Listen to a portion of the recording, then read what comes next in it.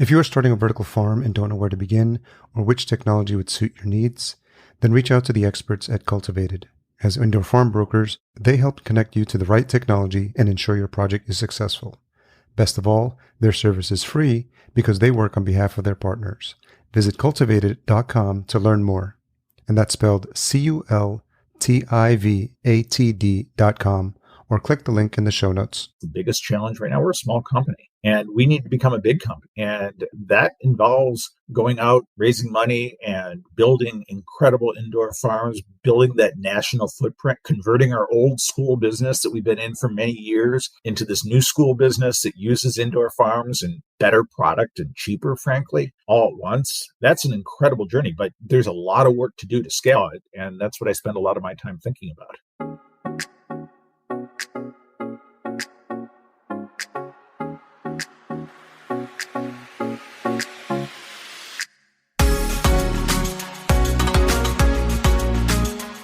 Welcome to the Vertical Farming Podcast, weekly conversations with fascinating CEOs, founders, and ag-tech visionaries. Join us every week as we dive deep into the world of vertical farming with your host, Harry Duran. Vertical Farming Podcast, Season 4, welcome back. If this is your first time listening, welcome new listeners. If you're looking for a show where we interview fascinating CEOs and founders of the leading vertical farming companies from around the world, you're in the right place.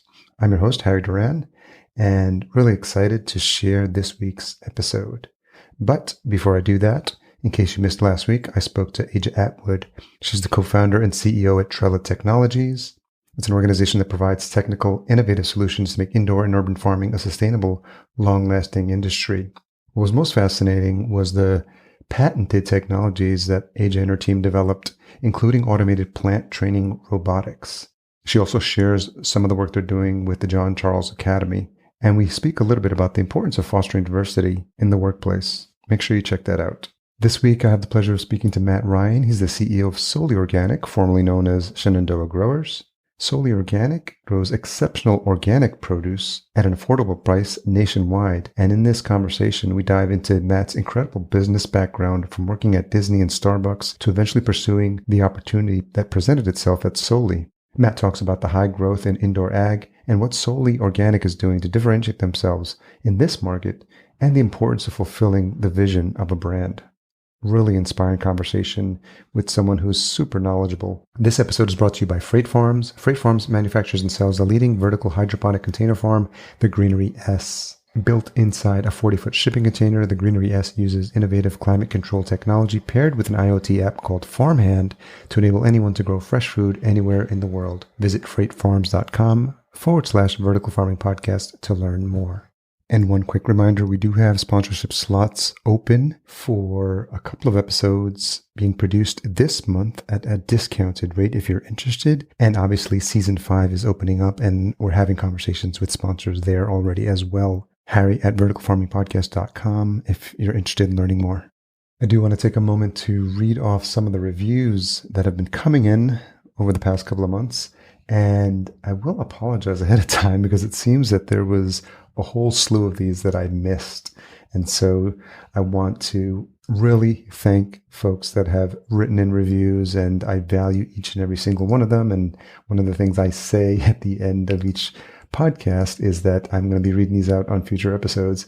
And I'm a little lax there and have been. So I do want to get caught up. And so if you'll grant me that time now, I want to get caught up because I really value the feedback. And it means a lot. You know, it's a labor of love that goes into getting these episodes out and doing the interviews. And when people are getting value out of it and they're sharing that with me, I'm truly honored. So back in March, P. Bear said, original is smart. This was needed. Thanks, Harry Duran. I never miss it. Back in April, HS Snowman, I love the show. When's the next episode? It's been 2 weeks. Obviously, keeping me honest there. Thank you. Cam B88, quality work, a very interesting podcast, quality interviews, and understandable also for people like me with limited background knowledge about vertical farming. Thomas Oberlin, past guest, thank you, Thomas, says, single best source of a vertical farm, founder knowledge. Wow, thank you. Tejas2991, we chatted on LinkedIn back in July, says, informative sessions to gain holistic understanding of the field. every new topic I would get interested in, I end up looking for a podcast on it. I entered the words vertical farming on Apple Podcast, and this one showed up first. The album art was so attractive. I opened the channel and read the description, gave the first 3 episodes a listen, and quite liked the conversations Harry was having with his guests. I'm looking to invest in this industry, and I believe this podcast might be the right platform to seek holistic understanding of the industry of vertical farming. Thank you so much, Tejas. Some very kind words. Shad84. Excellent show. Insightful. I was shocked to see so few reviews. This is gold. Thank you, Harry, for an incredible series about vertical farming. I've been thoroughly enjoying your work. Mr. Monk 21 empowered me to launch my own. Harry has done an amazing job at getting so many variants of guests from different aspects of vertical farming. Since listening to this back in March and leaving my job, I'm in the process of launching my own urban farm in the UK using hydroponics. That's awesome and inspiring. Brett Leavitt. Fascinating topic, insightful conversations. I've loved learning about this space, and this podcast is very informative. And lastly, Emily Seward. Thank you so much, Emily. Fantastic podcast. I've really enjoyed these informative but accessible conversations with leaders in the sector. The host seems to have a knack for drawing out lots of interesting information in a very conversational and easy to follow way. I would recommend this podcast to anyone interested in vertical farming. Whew. I have to take a moment to really let those sink in. Really, the only thing I can say is that I'm just truly grateful for the listeners and for taking the time to leave that feedback. So as you can hear, I'll be reading these out on future episodes. ratethispodcast.com/VFP. Been keeping you waiting long enough. Let's get into this conversation with Matt. So Matt Ryan, CEO of Soli Organic, thank you for joining me on the Vertical Farming Podcast. Thank you for having me. I appreciate it. Have you used this tool before, Squadcast, for recording? First time. First I'm a newbie. What's been your experience in this world of online recording with everyone forced to use Zoom? Your experience having to learn on the fly, as you will, all these tools. It's funny because I've always been a little bit adept at technology, so that part doesn't scare me. But there are techniques you have to learn through all of this. And, I'm not saying I'm perfect, but I've gotten better at the virtual thing. Yeah.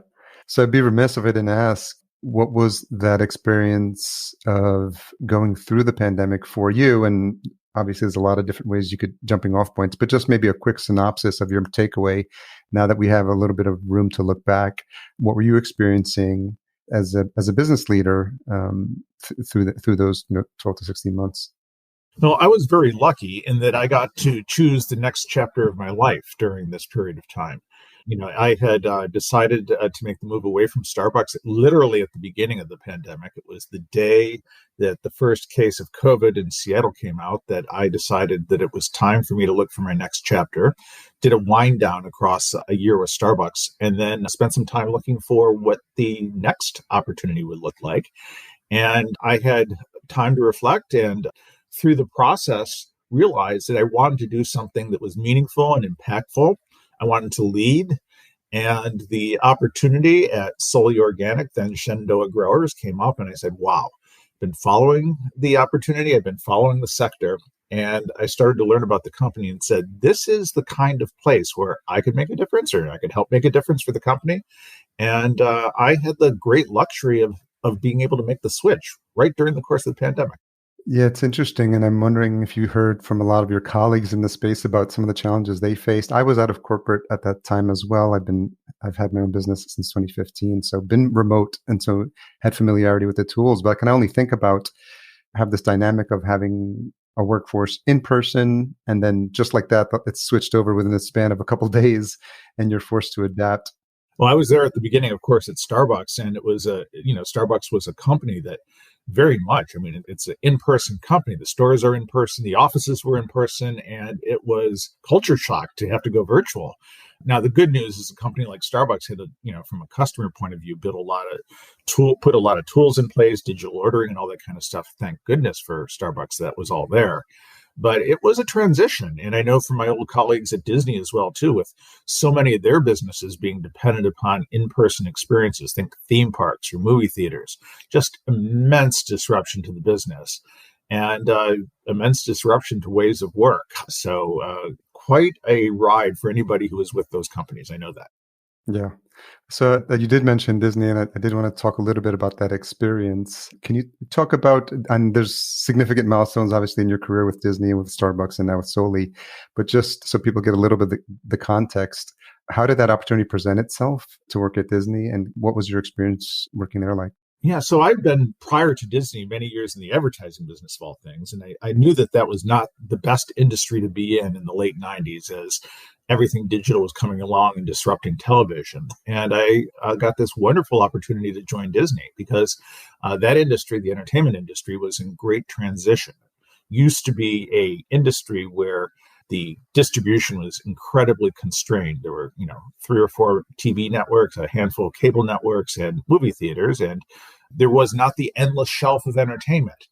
And what the endless shelf of entertainment that we now see in the digital world meant was that no longer was the studio in charge, it was the consumer that was in charge. And things like brands and knowing the customer and knowing what the customer wanted started to matter. And I think they hired me for that reason, because that's what I ultimately am as a consumerist. And I was there through a great period of change when the Walt Disney Company went from being, a company that was in control of what people wanted to having to be a company that listened to what people wanted. The customer was king, the consumer was king. And that's very much been the motif of my career. And I think it's going to happen again in the produce business.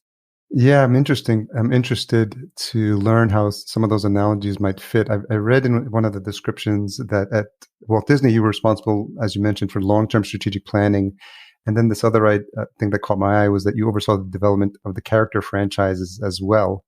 And I'm wondering what skill sets or mental models are in play as you have to think of the challenges with those tasks. Well, going back to that era, in many ways, Disney had grown up as a conglomerate with different parts of the organization acting autonomously. It was a very effective model for growth for a long time. But the truth was there were all sorts of shared bits of intellectual property across the company. Everybody had Mickey Mouse in their hands. Everybody had the princesses in their hands. And at a certain point in time, it became evident that with the consumer able to cross every angle and every different piece of Disney business, that they needed to have sort of a centralized voice in the planning of those customer franchises. Planning from a business point of view so that there was a timing across the entire company that in terms of how things worked, but also a planning in terms of what the storytelling was like, what the consumer proposition would be like. And, you didn't always want to step on top of everything. So having a very, very clear plan for all the character franchises was part of what I did at Disney. And it certainly worked out for that company. It's going strong as we speak. It must put a smile on your face when you see what they've been able to do with the Marvel franchise, because that's essentially to what you're speaking about. Yeah, it's exactly. I was very involved. I was part of the team that did the acquisition of Marvel back then, and I saw the potential, and it's just wonderful to see it all come to life. Even if I've left the company at this point in time, I'm still quite a fan. Do you have children? I do not have children. The whole world are my children, actually. So I do have children. They're just not biological. Well, I imagine any of the children in the family, nephews, nieces, maybe you sure get some brownie points, I would imagine, when folks know you work at Disney and Marvel. Well, especially when I was able to bring people into the theme parks. I was the most popular uncle in town, I can tell you that. So I'm interested from a career standpoint. Where are you and what's in your mind as you are wrapping up at Disney and then the opportunity to work with an organization like Starbucks in a different industry, but related also when it comes to client experience, like how you think about that process and what made you make that jump? Well, I was not interested in leaving Disney. It was my dream job on so many levels. And a very remarkable opportunity came along where I was essentially invited to start the strategy department at Starbucks. And as somebody who never thought that they'd have the opportunity to do something like that at such a major brand, I thought to myself, this is an opportunity I just can't pass up. And it ripped my heart out to leave Disney, but on the other hand, I knew I was going to another great company with a great brand. And from my perspective, the industry was completely different, going from media and entertainment to going to coffee and retail. However, customers are customers, and understanding customers and understanding how you translate what customers want into operational business practices, into communications and marketing and product. That's the thing that I can do. That's whatever was in my background that gave me that ability. I have that ability, and the skill sets transferred. And I very much went from being a person who was focused on the movies to being a person who was focused on coffee and breakfast items and what have you. And a lot of the skill sets were very transferable. At the same time, I like the challenge about learning a new industry. Not all industries are alike. The dynamics are very different. And when I joined Starbucks, I found myself thinking, oh, this must be a very simple business. Well, there's no such thing as a simple business, I learned. And certainly that's true at Soli Organic as well, too. There's complexity everywhere. And understanding the nuances of the business is really, really important. But if you don't understand what the consumer and what the customer want, you'll never get anywhere. And it's that basic understanding of needs and how you serve them that is the common thread across everything that I've done. Two examples that come to mind, this idea of you being a consumerist and this being sort of in your background and this is what you've done. Is this something that either in college or coming out of college or even prior to entering college is something that was the way you thought or how you view the world or when you look at products? Like there's people that just have an appreciation for how things are made, how things are done and like the end user experience. And I'm wondering where that comes from. I wish I could tell you there was a grand plan, and I'm afraid there's not. I was a combination of a science geek. I studied a lot of biochemistry, got accepted into medical school.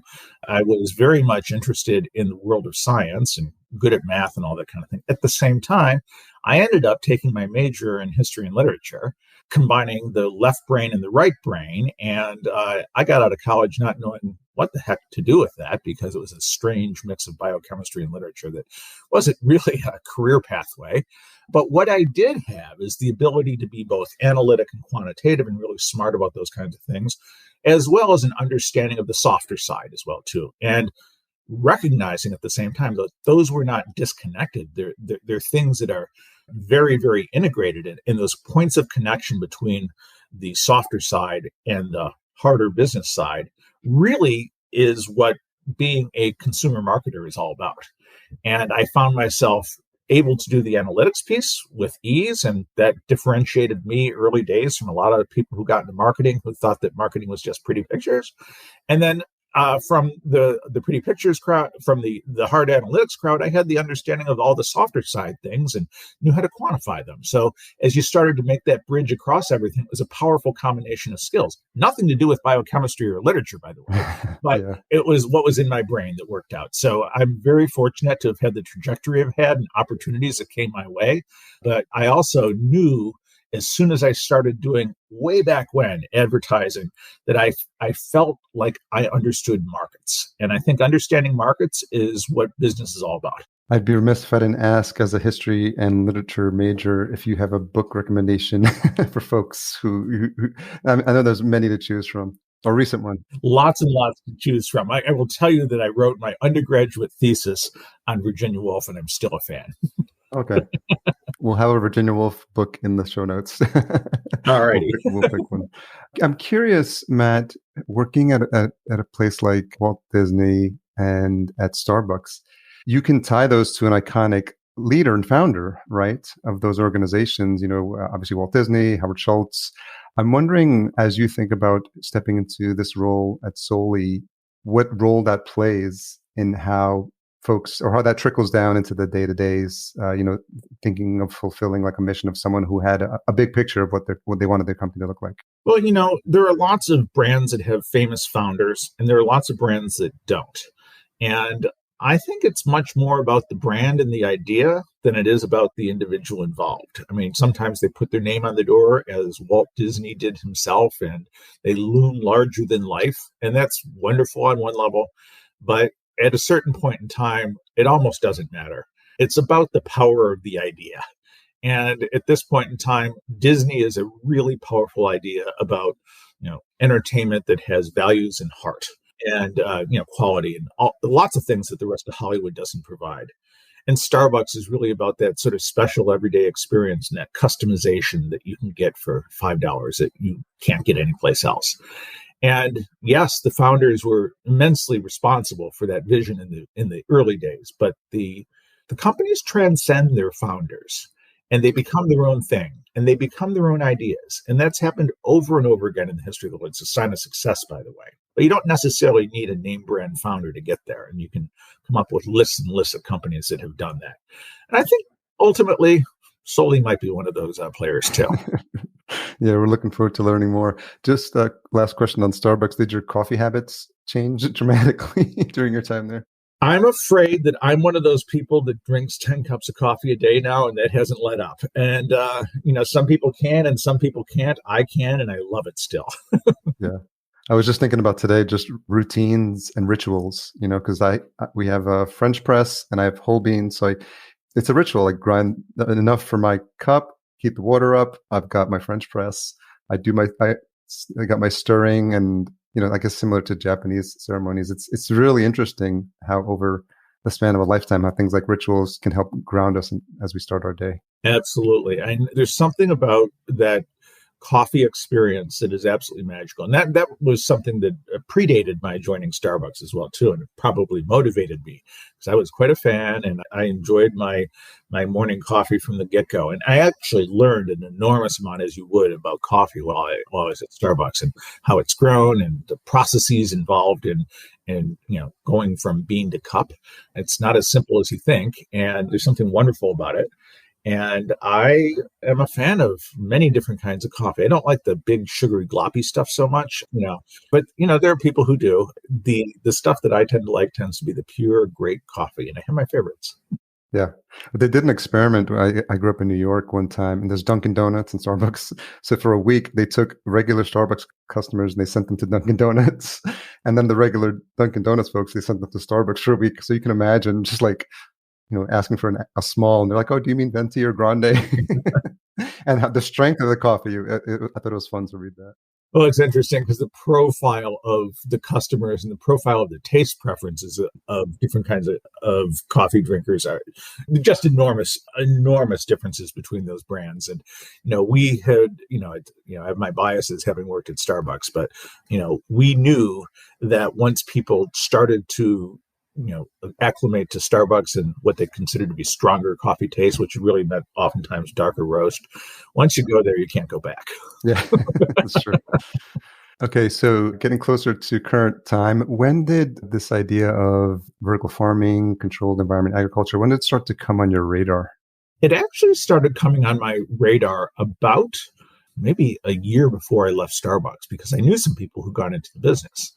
And I was curious about it because, my grandfather was a farmer way back when, before there was even commercialized farms. And I've always been a bit of a gardener and paid attention to land. And, I spend a lot of time in wine country. And, I've always been somebody who cared about where things come from.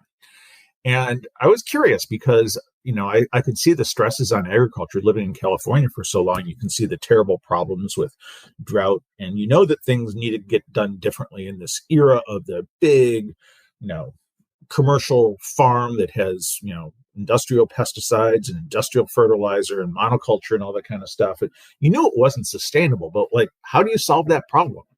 And, I started to pay attention over time to indoor farming. And my big question was, how can you possibly make money at this game? Because in order for something to work, you have to be able to make money at it at the same time, too. And I just sort of said, well, yeah, they're raising a lot of money right now in this business, but I don't really know what the pathway forward is. And, when I finally did get an opportunity to take a really hard look at Shenandoah Growers at the time, now Soli Organic, I started to realize, hey, there is a way here. And it's really interesting because if you can figure out how to make money at indoor farming and deliver the better product with all the benefits, the ESG benefits that go with it, wow, this is the future. And that's when I started to get excited. But that's a more recent development. That's across the last 7 or 8 months when I started considering the opportunity at Soli that I came to understand what that looked like. Tell the story of that meeting. It may not be one meeting, it may be several, but those initial meetings and discussions with the founders of Shenandoah, now Soli, and how you're thinking about the opportunity to work with a team, or what was it about the team in those conversations that drew you to them specifically? Well, it started with, obviously there's a recruiting process, but, board members and their sort of broad view of the world and how they looked at Soli within it. That was the first step. And that was the thesis, if you will, the investment thesis. And, it started to make a lot of sense. And I said, well, gee, if these incredible people, really, truly top rate investors see this opportunity, I need to take a harder look. And I remember the first time that I made the trip to the Shenandoah Valley back in, it was, right around the end of May. And I am a very humble place in many ways, and humble offices. It's not a fancy show place by any stretch. People come to our offices and they're like, "Oh my God, you actually work here?" and it shows you that we don't put our money into the offices. We put our money into farms, which is the right thing to do, by the way. And I thought, well, God, who are these people who work here? And I started to get to know them. I got to know Tim Hayden, the original founder, as well as Phil Karp, who's still with us, co-founder and president. And I started to understand what was in their head.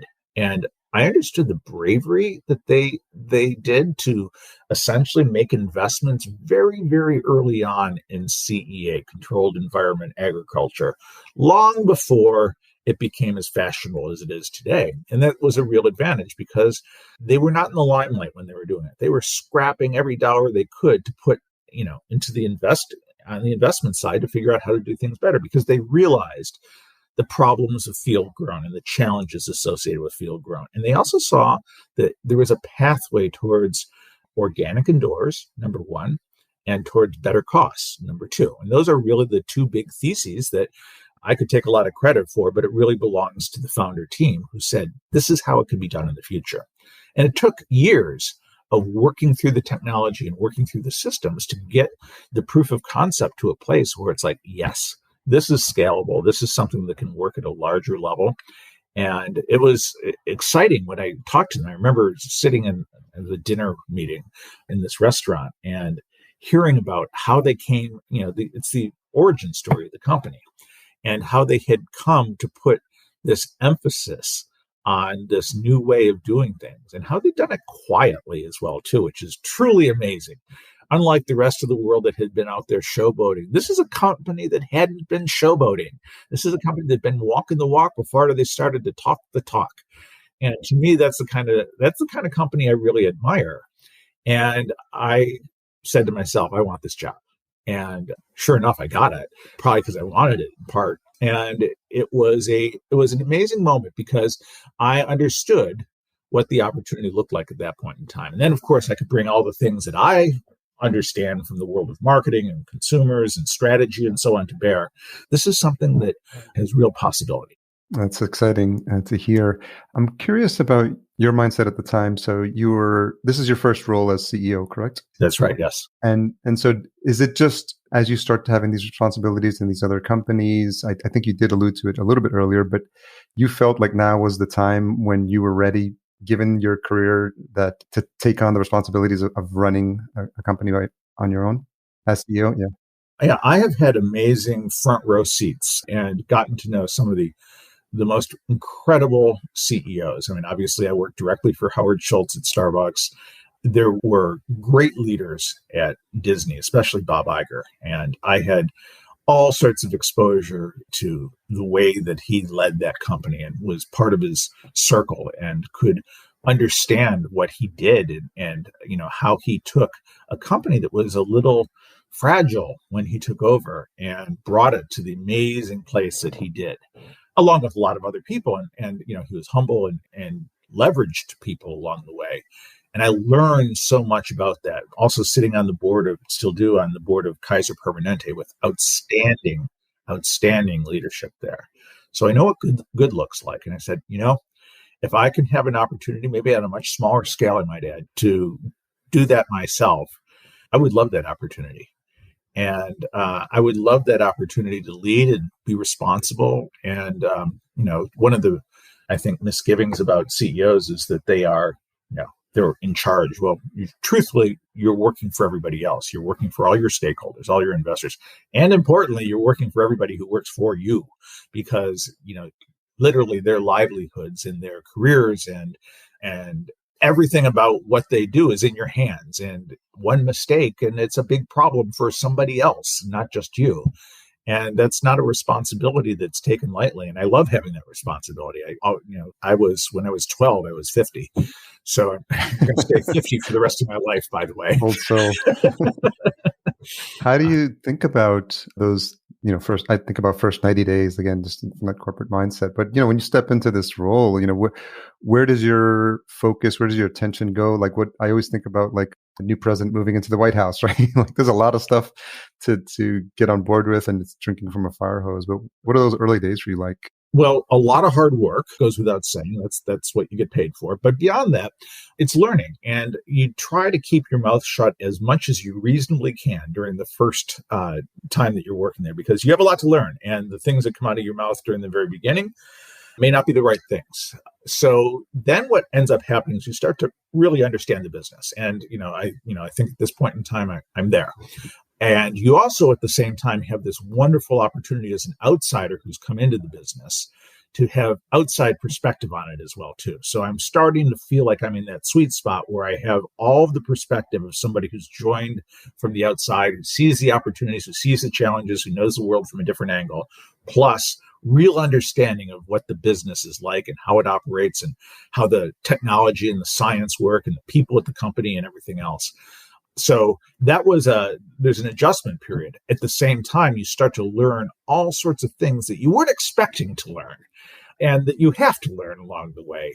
Things that, as the head strategist or the head marketer or the head CRM person at different companies, you don't pay attention to. And there are new disciplines that I'm having to learn. And that's great. I enjoy learning. And it's part of what you always have to do, no matter what job you have in life. So just more of the same on that level. What's a pleasant surprise that you weren't aware of? Well, the thing that you start to look at is, okay, well, this is great science and makes a lot of sense from a scientific perspective.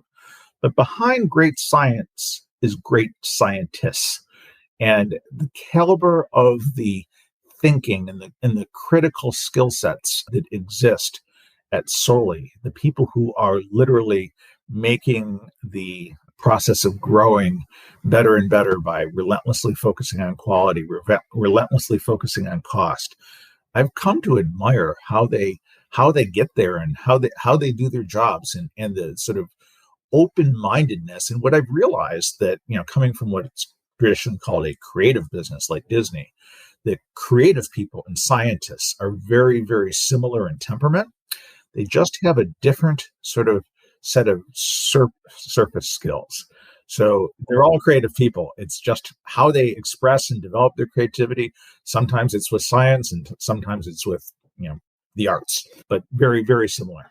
So I'm curious, and this is some of the things and challenges I run into when I start telling people that I host a podcast about vertical farming, and I'm sure it's grown exponentially, the number of people who've asked you about the industry, what it is you do, and what is vertical farming. So maybe starting at that 20,000 foot level, when you explain the industry and what it is, how do you explain that? Let's use the example of you explaining it to your grandmother or your parents. But then one level below that is, how do you explain what Soli does as a differentiator than what other companies in the space might be doing?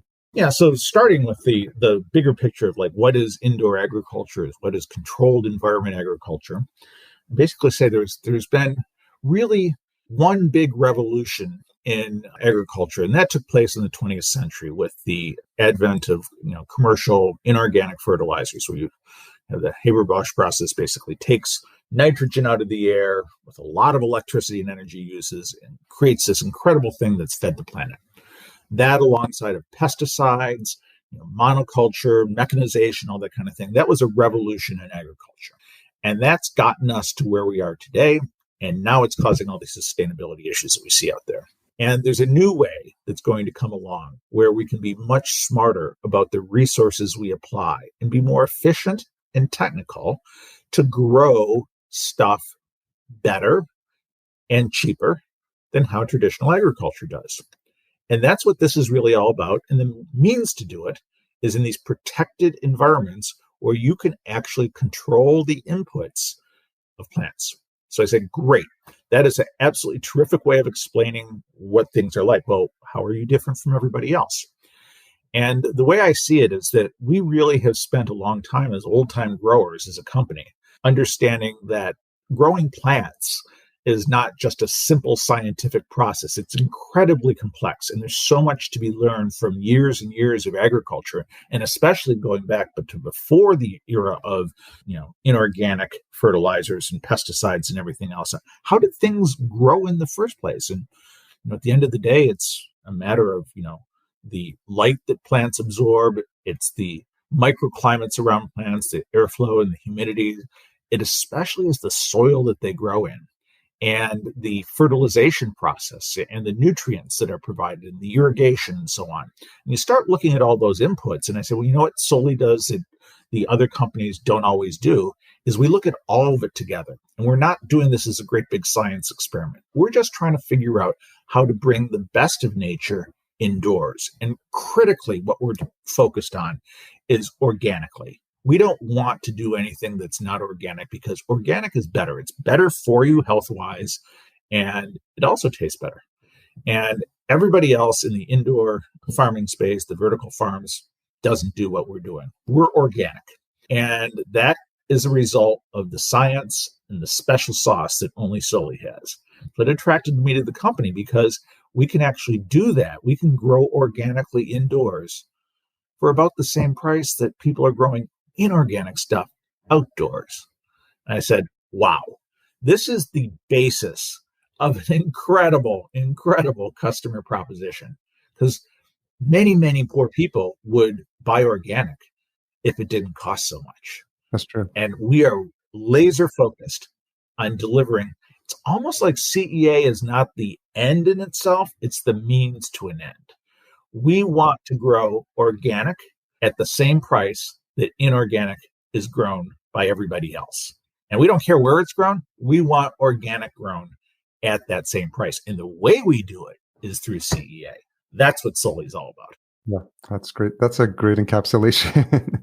And that'll be helpful, especially that historical context of where we've come from, because I think people don't see the bigger picture and see how sometimes you need to go through the stuff that gets us there fast. If you think about the railroad magnates and all those stories of Carnegie, it was necessary at the time. But to your point, as we evolve and prioritize different aspects of that supply chain, I think it's important to really, have that 7 generations look forward, look back, in terms of impact that we're having on this planet as well. It's a breakthrough moment. And there's a lot that we have to do to scale. I mean, that's the biggest challenge right now. We're a small company and we need to become a big company. And that involves going out and raising money and building incredible indoor farms, building that national footprint, converting our old school business that we've been in for many years into this new school business that uses indoor farms and is better product and cheaper, frankly, all at once. That's an incredible journey, but there's a lot of work to do to scale it. And that's what I spend a lot of my time thinking about.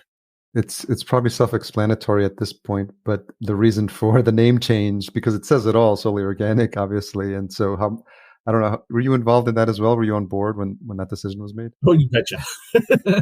So I was very much part of that. We have this amazing differentiation around organic. And the name wasn't saying anything about it. So obviously the company needed to be called something organic. Shenandoah is a mouthful. If you're out in California, you don't know where Shenandoah is. Doesn't mean a lot to a lot of people. And while it's the heritage of the company, it's not something that says future the way that you want to say future, because our company is about the new way of farming. And we wanted to get it across. Now, of course, there's a lovely play on Soli with Solely, only organic, because we don't do anything that's not organic. But really, the idea is a simple, memorable name that would stand out in the marketplace, that's not going to sound like every other, place name that dominates the entire business. Yeah, that's true. Yeah, very well done. It's very catchy, and it says it's encapsulated in the name. So well done on that name change. Thank you. I was looking also as I was tying your experience and how it relates to what you're doing now. I saw that at Starbucks, you're responsible for a couple of different areas.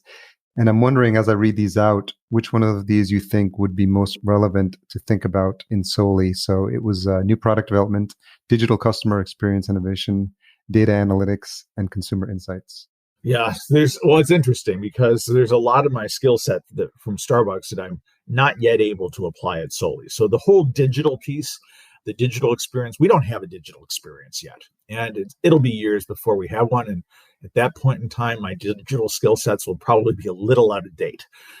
So I'm afraid I'm not putting that part of me to use. Now, the data analytics, on the other hand, is just using information well. And of course, we use it differently. Starbucks used data from a consumer point of view, especially.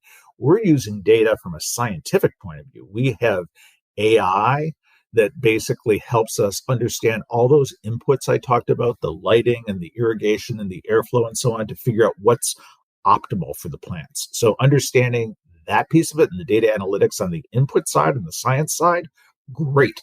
That's useful. And I certainly apply myself in that area. But I would say that the most relevant things are new products as well as consumer insights. And of course, those are tied together, because if you don't have great consumer insights, you will not develop the best new products. So one of the things you can expect from us across the next couple of years is a truly breakthrough lineup as we expand further into leafy greens. I'm not going to divulge everything we're doing right now on this podcast, but I can tell you that we are focused on the best possible crops that only indoor agriculture and only our organic agriculture can enable. And I'm excited about it because these are the kinds of things that I, as a consumer, would want to buy.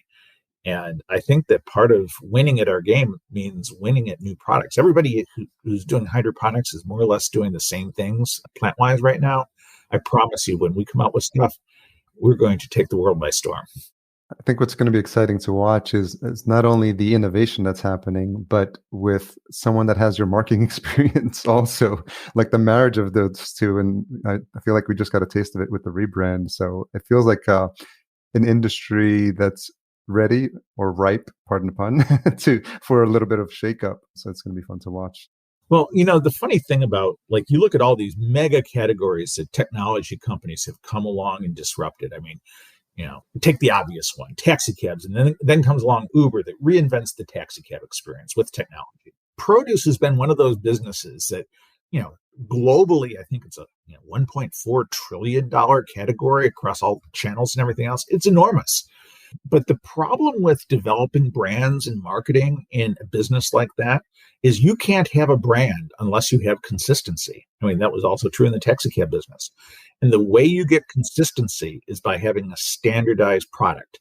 And the only way you can get a standardized product in agriculture is to take the vagaries of nature out and grow stuff indoors. So what an opportunity if you can grow things indoors and have all that consistency and predictability combined with the ability to design relevance and differentiation into a product. That's the recipe for brand. And it's happened over and over again in so many different businesses, is when you can come online and start to develop product that's consistent. Starbucks did that. Remember, there used to be coffee shops all over the place and they all served coffee in the same cup back in New York City in the day. Thank you for serving you in a little blue cup with Greek lettering on it and so on. And you never knew what was inside the cup. It was all the same anyhow. Starbucks comes along and says, no, this is different kind of coffee. It is relevant because it tastes better and so on, to your uplifted taste. But what Starbucks did is they did it consistently. So the Starbucks in Shanghai and the Starbucks in New York and the Starbucks in Paris all gave you the same cup of coffee. That has never happened in the produce business. Good point. And it's about to happen right now because you will literally be growing plants with the same recipe, regardless of whether or not they're grown in California or Virginia or Minnesota. They are going to be grown the same way. And you know that when you see the Soli brand name on top of that box of lettuce, it's going to be exactly that great quality lettuce that you always have. Yeah, it's going to be exciting to watch. Yeah, I think for folks that are new to Soli, maybe looking at in terms of differentiation between other folks that are in that space, are you more, and I know that you're not container, so you're not like a freight farms, but people think about freight farms, think about Plenty, they think about, Bowery, and trying to figure out where Soli fits in that hierarchy. Yeah, I mean, in many ways, we are like a lot of the other people who grow indoors, except for not, because we grow organically. And I think that's a big difference. And that the number one thing that we wanted to do is to deliver all of that quality that you associate with organic. So great quality product, by the way, fresh to market because it's grown nearby. And importantly, we're going to focus on the best possible crops, the crops that can happen because it's organic as well, too. So we're going to have real differentiation and real advantages. We're also focused on not being the most expensive lettuce in the store or the most expensive herb in the store. We want to be able to provide that organic at the mass price point. And I think that once people start to see organic at a mass price point, with all the quality that sits beneath it and all the ESG story as well, too, all the environmental benefits and so on, we'll think, wow, this is a great brand. Yeah, that's going to be definitely interesting and exciting. What's a tough question you've had to ask yourself recently? Well, one of the things that I think the entire industry could do a better job at, and certainly it was one of those things that I discovered only after being at the company, is all the information that's out there on the environmental advantages of indoor farming almost become like it's what's the source? Where's the real truth?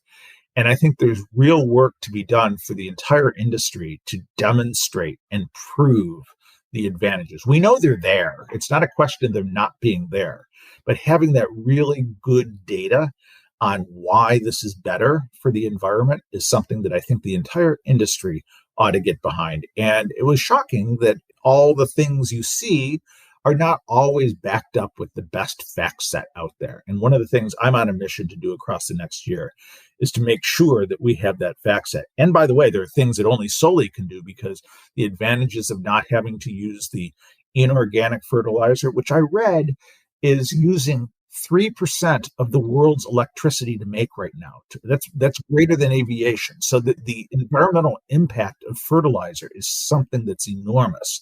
So getting that story out there. Also, big differences, our way of growing versus hydroponics. We're not spending a lot of energy pumping water around to the same extent. So there are things that we have to do to tell our own story there. But the industry in general has a big job to do to tell the environmental impact story much more compellingly than it's done to date. Assuming as we start to open things up and getting back to conferences, that Soli will be making its presence known as we get into that. Yeah, we've been a little shy. We have not been we've always preferred to walk the walk before we talk the talk, but we're starting to run right now. And people are going to notice us one way or the other. So we're going to get out there. We are opening facilities, mega scale facilities this year. Okay. One in Northern Virginia, one in South Carolina. And it's not a secret anymore what we're doing. We are going to take our rightful place on the stage. How do you think about expansion and going back to data analysis, right? Demographics. What's a little bit of that thought process as you think about where it makes sense to expand to? Yeah. So, I mean, the analytics we do basically have to do with serving population and serving customers, our retailers, as well as serving the end consumers. And we have plans right now to develop a national network of facilities. Now, we have basically a line of sight to funding half of that done already in the bag. And we're looking at figuring out how to fund the rest of it. But, we have a little bit of time to do that.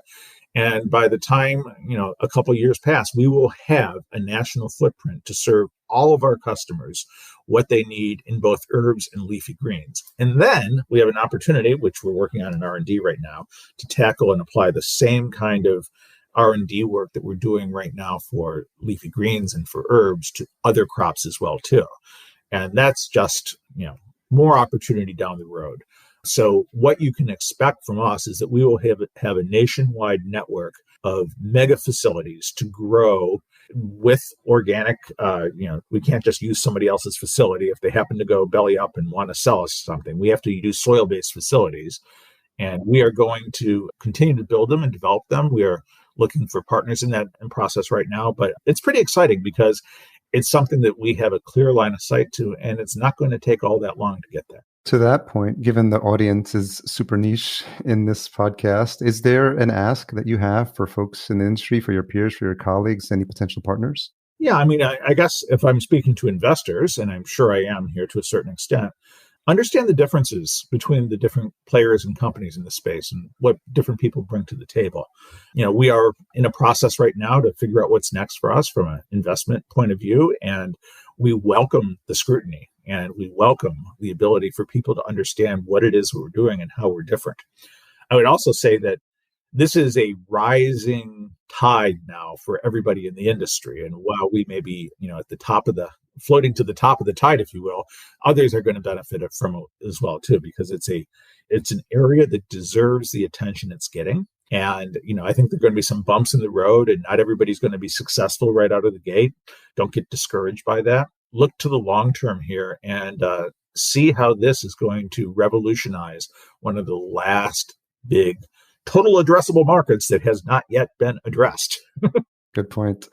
Matt, I'm curious, because of the successes you've had in your career and leading up to this new position with Soli, do you have any mentors or people that have inspired you along the way that come to mind? I have a long list, and I like mentors. I like inspiration, and I usually find myself learning from everybody. And sometimes it's not even the mentors you learn from. And you can learn from people who don't do things well as well, too. And I'm not going to name any names there. That's true, yeah. But, you try to be a lifelong student, and you absorb from those people who are trying to teach you. And you also absorb from those people who are not trying to teach you, but whom you can still learn from. And it's one of the great joys in my life is to be able to look at anything that's going on, and not necessarily just in my industry or not necessarily just in business, to say, how did so-and-so tackle that? And what about that person makes them a great leader? And I have been fortunate to have front row seats on so many different arenas over my lifetime and to be able to learn from some of the very best. But I've also seen some things that I've learned from that maybe weren't intended for me to learn from. And all that is good. It's all good as long as you keep on moving forward. That's very well put. One last question. What's something you've changed your mind about recently? Well, I have been one of those people who changes my mind on a lot of things, but I don't change my mind when the fact set doesn't tend to change. Okay. So I think that what ends up happening is as you learn new things and as you learn about, things that you thought were true that are no longer true, you can revise your opinion on stuff. You can revise what you decide to do because the things are no longer the same. And there's a long list of little things like that have happened since I've joined Soli. I mean, lots of things where, okay, the fact base is now different from the fact base that I thought it was earlier on. And you just learn to pivot along the way on everything that you have to do. Occasionally, I suppose it's possible that you could make a mistake that is based upon, making the wrong assessment or making the wrong logical decisions about something. And that will happen to me at some point. But mostly it's about new information that comes along and how do you pivot on that? And it could be everything from information on, growing costs to information on, what's going on in the facility. And you make a pivot at that point in time. And certainly we do along the way. You have to be flexible. Yeah, that's a good reminder for everyone who thinks there's only like that rigidness of not being able to change an opinion they previously had because maybe you're embarrassed that people would see that you changed your thought process. But I think to your point, with a different set of facts and new facts, I think you're able to make more well-informed decisions, which is better in the long run. Sure.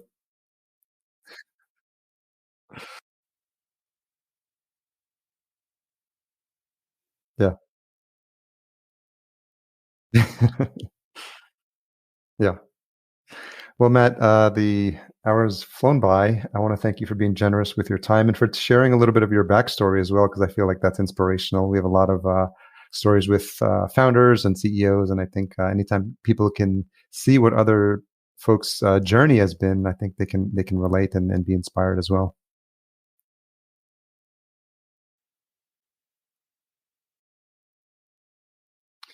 Yeah, wishing you all the best with Soli Organic. As we've alluded to, it's going to be exciting to see some of the innovations that have yet to come. But I think with someone that has your experience, again, at Disney and Starbucks and how that gets incorporated to Soli, it'll be fun to watch. And if it makes a point where some big things are happening, you have an open invitation to come back for round 2 and fill us in on what's been happening.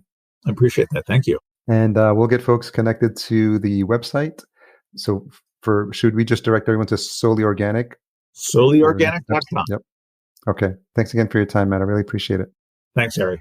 Thanks again to Cultivated for being a fantastic sponsor. If you're looking into a vertical farm and don't know where to start or which technology would suit your needs, make sure you reach out to them today. The best part about it is that their service is free, and it's because they work on behalf of their partners. So head on over to cultivated.com, just leave off the last E, that's cultivatd.com. And thanks again to episode sponsor Freight Farms, who manufactures and sells the leading vertical hydroponic container farm, the Greenery S. Built inside a 40-foot shipping container, the Greenery S uses innovative climate control technology paired with an IoT app called Farmhand to enable anyone to grow fresh food anywhere in the world. Visit freightfarms.com/vertical farming podcast to learn more. Another reminder, if you're enjoying the show, please leave us a rating and a review at ratethispodcast.com/VFP. We'll be sure to read those out on future episodes. Until we meet again, here's to your health. Thanks for listening. To read the full show notes for this episode, which includes any links mentioned in the episode, as well as a full show transcription, visit verticalfarmingpodcast.com. There, you can sign up for our email list to be notified when new episodes are published.